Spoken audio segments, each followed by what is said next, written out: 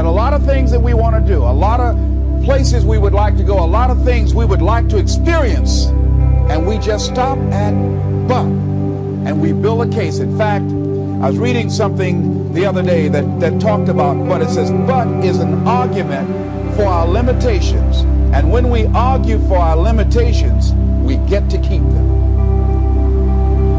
See, but will cause you to procrastinate, but will cause you to hide out behind fear, but will cause you to come up with all type of excuses that you can validate your inaction and not acting on your dream. And right now, more than ever, people need to look for ways to live their dream. People need to look for ways to make it on their own. There is no such thing as job security.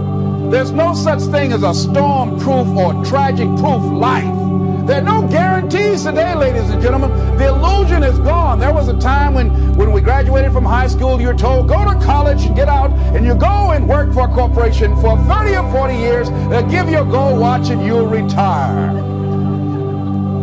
That day is gone, never to return again. So instead of people living in fear, feeling stressed out, feeling powerless, feeling like victims, I think it should be a time that we need to begin to look at ways that we can become an active force in our own lives. Look at ways when we can decide to take charge of our own destiny. Look at ways when we can decide to design a life of substance and begin to truly live our dreams. And it's time for people to decide, I'm ready to get on with my life. Shake somebody's hand on your right and left. A guy named Bob May said this, don't let nobody turn you around. Do that right quick.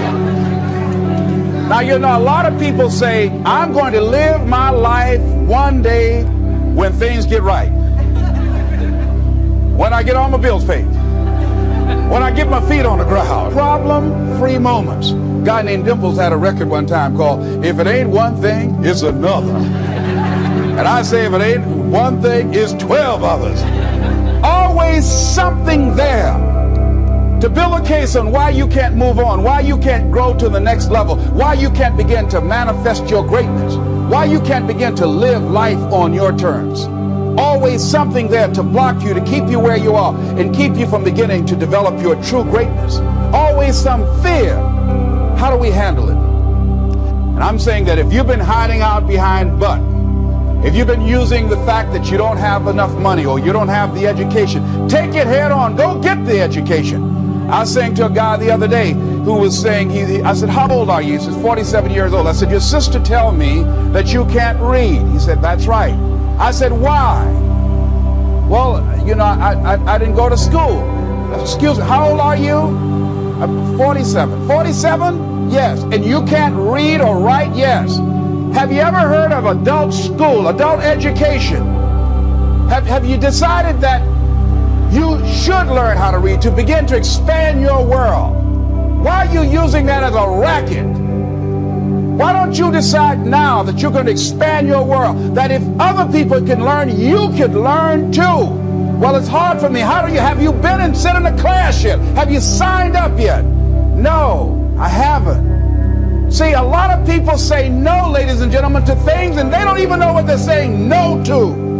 They haven't even challenged themselves. He hasn't even gone to sit into a class and say, teach me how to read. Instead, it's been easier for him to go through life, he thinks, trying to play a whole con game, pretending he knows how to do something that he doesn't know how to do. And you know what?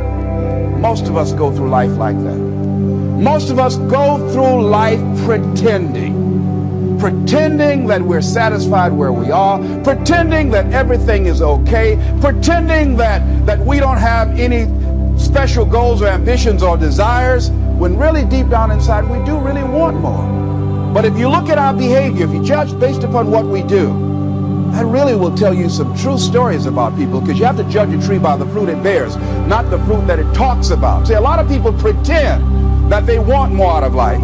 But all you have to do is watch that I really want to lose weight. No, all you do is watch what I eat. I tell you what I'm seriously committed to. People tell you, oh yeah, one day I want to have a restaurant. See, they're pretending they want to go into business for themselves. They're not serious. How can you tell, Les? Watch their actions. Watch what they're doing.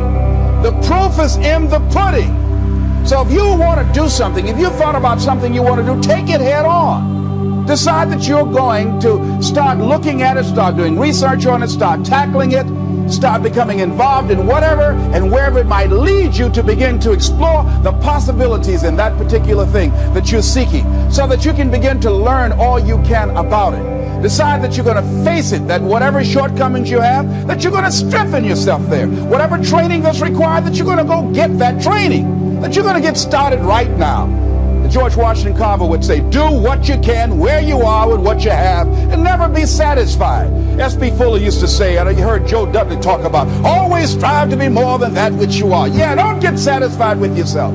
Always know that wherever you are, you can enjoy more, that you deserve more. But most people, you know what they do? Most people go through life quietly and safely, tiptoeing to an early grave. Find out what it is you want and go after it as if your life depends on it. Why? Because it does. People that have found their passion, people that found the things that they love, people that have found the things that they can pour their lives into, those people live longer. I was in New York and I had to do a seminar at a special church, and a guy by the name of Reverend Johnny Youngblood. And I said, how is it that you were able to build this big housing facility and got all of the various community and religious groups together to have this dwelling for 2,000 residents that were once homeless? How were you able to take on this responsibility? Wasn't it overwhelming? He said, the kind of work I do, he said, it's in me. I've got to live what's in me.